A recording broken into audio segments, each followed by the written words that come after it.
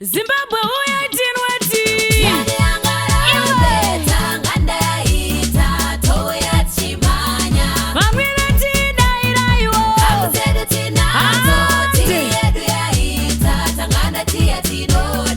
inodzika inonaka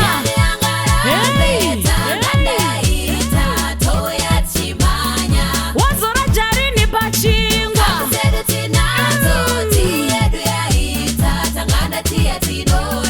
yakanaka futi yakadaro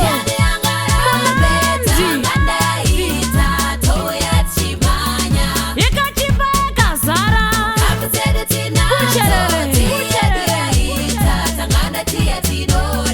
wazora jarini pachingwa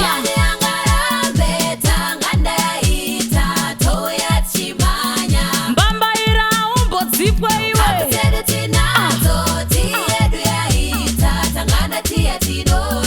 Zimbabwe uyaitinweti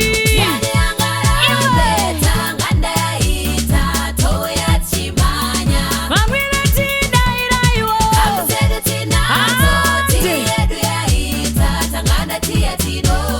Tanganda tea, it lifts you up.